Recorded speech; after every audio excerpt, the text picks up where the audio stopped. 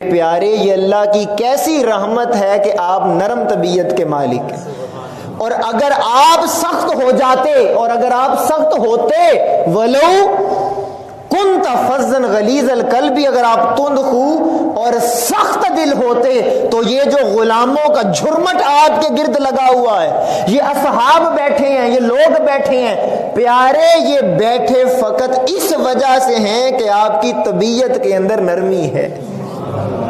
اگر کوئی غلط بھی کر دے تو آپ اسے اپنی بارگاہ سے دھتکارتے نہیں ہیں، پیارے تو مسکرا دیتا ہے، تو نرم طبیعت کا مالک ہے، آپ شفیق اور کریم ہیں۔ اب اس کے اوپر میں ایک مثال دیتا ہوں آپ کو، آقا تاجدار کائنات صلی اللہ علیہ وسلم کتنے رحیم اور کتنے شفیق ہیں۔ ایک دفعہ ایسا ہوا، آقا حضرت انس بن مالک رضی اللہ تعالیٰ عنہ وہ بیان فرماتے ہیں کہ میں آقا تاجدار کائنات صلی اللہ علیہ وآلہ وسلم کے ساتھ سفر میں تھا، ہم کہیں جا رہے تھے، اور آقا تاجدار کائنات صلی اللہ علیہ وآلہ وسلم، اب سنیے گا، حضرت انس بن مالک جا رہے ہیں، اور یہ حدیث متفق علیہ، یعنی کہ یہ حدیث پاک بخاری شریف میں بھی ہے اور مسلم شریف میں بھی۔ اب آقا تاجدار کائنات کی طبیعت مبارکہ، تاکہ آج اس لیے اس موضوع کو آپ کے سامنے بیان کر رہا ہوں تاکہ یہ جو ہماری طبیعتوں میں سختی ہے، تنگی ہے، اور چھوٹی چھوٹی بات پر ہمارے چہرہ متغیر بدل جاتا ہے، رنگ لال سرخ ہو جاتا ہے غصے سے، یہ ایمان والوں کی صفات نہیں ہے، یہ ایمان کی نفی کی علامت ہے۔ انسان کے چہرے کے اوپر بس ہر وقت غصہ ہی رہے، روب رہے، اور اگلا ڈرتا سلام بھی نہ لے کہ پتہ نہیں یار یہ کیا بلا ہے بندہ۔ حضور تاجدار کائنات ایسے نہیں تھے، آپ کی طبیعت بڑی کریمانہ تھی، شفیقانہ تھی۔ تو حضرت انس بن مالک فرماتے ہیں کہ آقا میرے ساتھ جا رہے تھے، اور حضور نے موٹے کنارے والی ایک نجرانی چادر کو اوڑا ہوا تھا، اپنے اوپر لیا ہوا تھا، موٹی تھی کنارے اس کے، اور نجرانی چادر اپنے لی تھی بڑی توجہ کے ساتھ۔ تو وہ فرماتے ہیں کہ ایک اعرابی دیہاتی، ایک اعرابی تھا، تو وہ آقا تاجدار کائنات صلی اللہ علیہ وسلم کو رستے میں ملا ہمیں، اور اس نے آقا تاجدار کائنات کی اس چادر کو پکڑا اور زور سے کھینچا۔ اب آپ نے توجہ کرنی ہے کہ، اور پھر ہم کمپیریزن کریں گے کہ آج ہمارے نبی کا طبیعت مبارکہ اور آپ کے اخلاق حسنہ اور آپ کا کمال اور آپ کے اخلاق وہ کہاں ہیں، اور آج امتی ہم کہاں پہ کھڑے ہیں۔ تو جا رہے تھے، اس نے چادر آقا کھینچی، چادر کو کھینچا، تو صحابی رسول فرماتے ہیں کہ اس نے اتنی زور سے اس کو پکڑ کر کھینچا کہ میں نے اس کی رگڑ کا نشان حضور کی گردن پر دیکھا، اتنی زور سے کھینچا کہ اس کی رگڑ آقا کی گردن پر نشان پڑ گیا۔ اچھا جب کھینچ لیا پھر کہا کیا؟ تو اس نے کہا کہ جب کھینچ لیا تو اس نے کہا کہ اللہ تعالیٰ نے جو مال آپ کو دے رکھا ہے اس میں سے مجھے عطا فرمائے، اللہ تعالیٰ نے جو مال آپ کو عطا کر رکھا ہے اس میں سے مجھے عطا فرمائیں۔ اب توجہ، میں حدیث کا متن پڑھتا ہوں کہ حدیث کے الفاظ کیا ہیں۔ اب آپ کے چہرے پر مسکرا کے سبحان اللہ آنی چاہیے۔ جب اس نے پہلے کھینچی، صحابی فرماتے نشان پڑ گیا، اتنی سختی سے کھینچی، اور پھر کہا جی مجھے مال عطا کریں، محتاج ہوگا، ضرورت مند ہوگا، پریشان۔ تو اعرابی تھا، دیہاتی تھا، کھینچی تو نشان پڑ گیا، کہا جی اللہ کے عطا کیے ہوئے مال میں سے مجھے عطا کریں۔ تو حدیث کے الفاظ ہیں فَالْتَفَتَ إِلَيْكَ فَضَحِكَ، تو آقا نے اس کی طرف توجہ فرمائی۔ اب چونکہ اس نے ایک سختی کا عمل کیا تھا اور جواب کے اندر شاید اس کے دل میں ہو کہ اب میرے اوپر بھی سختی، شاید آقا ناراض ہوں گے، تو آقا نے اس کی طرف توجہ فرمائی اور حضور دیکھ کے مسکرا پڑے۔ آئے آئے، اس کے دیکھ کے مسکرا پڑے۔ اب آپ اسی بات کو اپنے سامنے رکھیں اور اگر سوچیں کہ یہ کام کوئی ہمارے ساتھ کرے تو ہمارا رویہ کیا ہوگا۔ بس یہی فرق ہے آج کے دور میں اور اس دور کے اندر۔ اس دور کے اندر فقط آقا تاجدار کائنات کے غلام غلامی کا نعرہ نہیں لگاتے تھے، ان کی عمل بھی تھا، کردار میں، سیرت میں وہ بولتے تھے تو پتہ چلتا تھا کہ یہ مصطفیٰ کا غلام، وہ گلی سے گزرتے تھے تو پتہ چلتا تھا کہ یہ مصطفیٰ کا غلام۔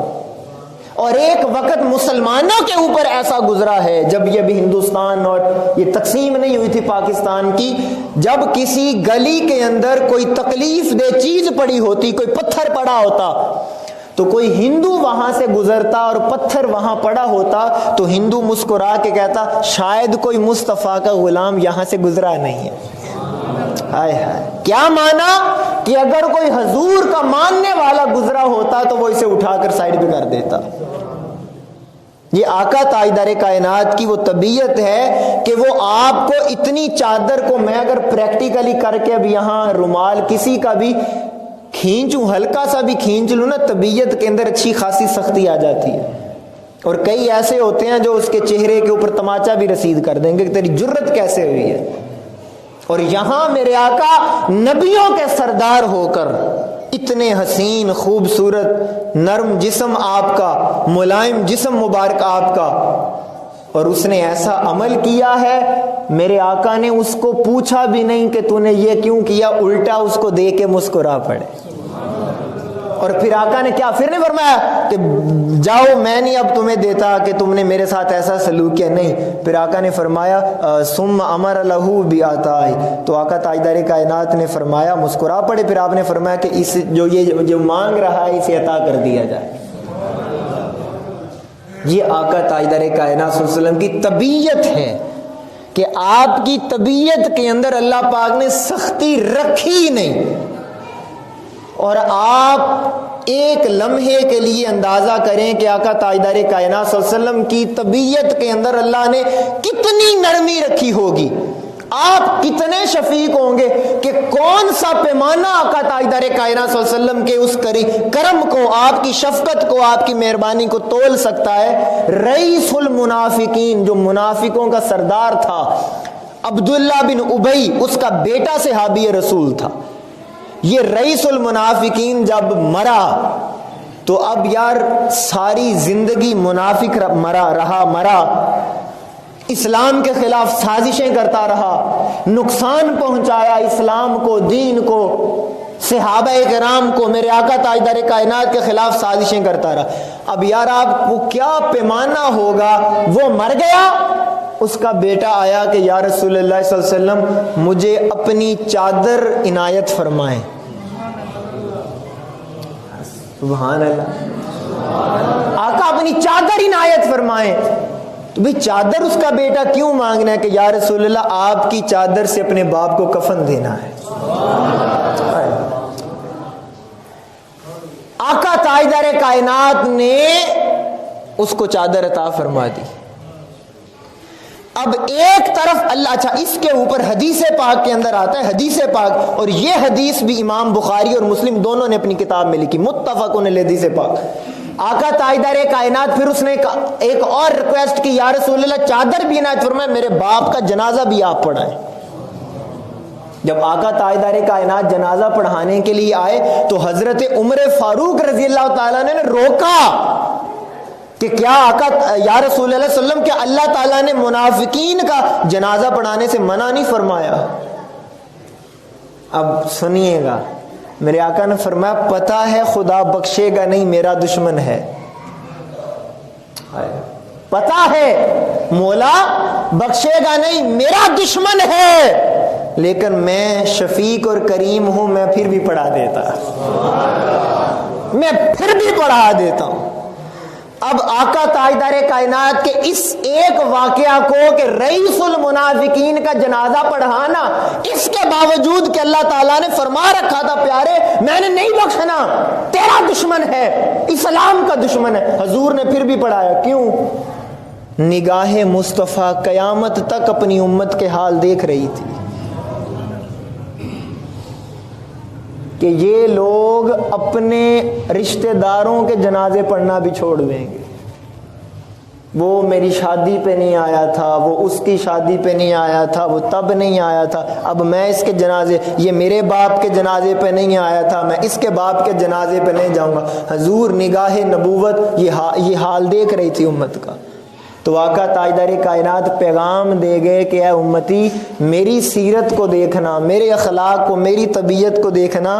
اس کا بیٹا میرے پاس آیا، میں نے تو رئیس المنافقین کا جنازہ بھی پڑھا دیا۔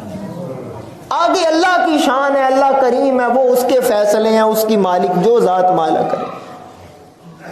تو آقا تاجدار کائنات صلی اللہ علیہ وآلہ وسلم کی طبیعت کے اندر سختی نہیں تھی، نرمی تھی، اور آقا تاجدار کائنات سے کسی کا دکھ برداشت ہی نہیں ہوتا تھا، برداشت ہی نہیں ہوتا تھا۔ آپ اس سے اندازہ لگا لیں، اس بات سے اندازہ لگا لیں وہ نبی انسانوں کی تکلیف کیسے برداشت کرے جو جانوروں کی تکلیف بھی برداشت نہیں کرتے۔ حدیث پاک میں آقا تاجدار کائنات گزر رہے تھے تو کہیں ایک ہرنی کی آواز آئی، یا محمد یا رسول اللہ، وہ پکار رہی تھی۔ تو آقا تاجدار کائنات صلی اللہ علیہ وسلم جب اس آواز کو دے کر اس پہنچے وہاں تو دیکھا اس جانور کے پاؤں بندھے ہوئے تھے۔ توجہ ہے، اس جانور کے پاؤں بندھے ہوئے تھے، ہرنی۔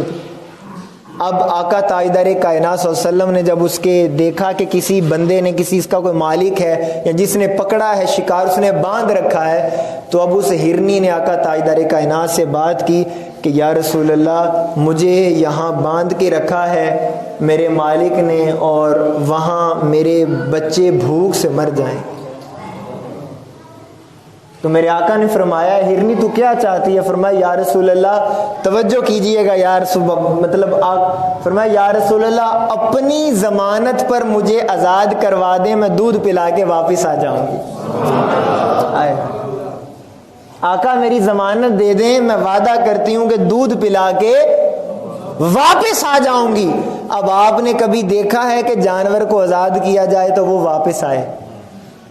ایک روایت کے اندر ہے کہ آقا نے اسے پوچھا، ہرنی میرے سے وعدہ وفا بھی کرو گی، واپس آ جاؤ گی، تمہاری ضمانت دینی ہے؟ تو اس نے کہا گا یا رسول اللہ، وعدہ آپ سے کروں اور وفا بھی نہ کروں؟ یا رسول اللہ، میں اتنی بے وفا نہیں کہ آپ سے کیا ہوا وعدہ وفا نہ کروں۔ بس یہ آج کا امتی ہے جسے امتی اپنے نبی سے اپنا وعدہ یاد نہیں ہے۔ جانور بھی آقا سے وفا کرتے ہیں، اور آپ یقین جانیں وہ گئی، مالک نے چھوڑ دیا کہ آقا آپ کے حکم سب کچھ قربان ہے، وہ چلی گئی۔ اب اگلی بات دیکھیں، گئی تھی تو اکیلی تھی، دودھ پلا کے خود بھی واپس آئی اور بچوں کو بھی لے آئی۔ اب آقا تاجدار کائنات کو اس کی وفا اچھی لگ گئی، پسند آ گئی، تو میرے آقا نے اس کے مالک سے پوچھا کہ یہ مجھے بیچو گے؟ محبت سے کہو سبحان۔ تو اس نے آقا کو بیچی، آقا نے خرید کر آزاد کر دی، آقا نے خرید کر، بولے خرید کر آزاد کر دیا۔ اب میں ایک جملہ کہنے لگا ہوں، شاید کہ تیرے دل میں اتر جائے میری بات۔ میں جب اس حدیث پاک کو پڑھتا ہوں تو اس نتیجے پر پہنچتا ہوں کہ آقا نے اس کی وفا کو دیکھا کہ اس نے میرے سے کیا ہوا، جانور ہے، اس کو جان پیاری تھی، چاہتا تو چلا جاتا، بھاگ جاتا، مگر واپس آ گیا، مجھ سے کیا ہوا وعدہ وفا کیا، تو حضور نے اس کو ان رسیوں سے آزاد کروا دیا۔ تو یہ حدیث پیغام دے رہی ہے کہ اے امتی، دیکھ، اگر جانور مصطفیٰ سے وفا کرے تو میرے آقا جانور کو رسیوں سے آزاد کر دیں، اگر تو وفا کرے گا تجھے جہنم سے آزاد کر دیں۔ وفادار بن، وفادار بن، وفادار بن، وفادار بنو، بے وفائی یہ جفا چھوڑ دو۔ اور علامہ نے کیا خوب کہا کہ کی محمد سے وفا تو نے، تو ہم تیرے ہیں، یہ جہاں چیز ہے کیا، لوہو قلم تیرے ہیں۔ بس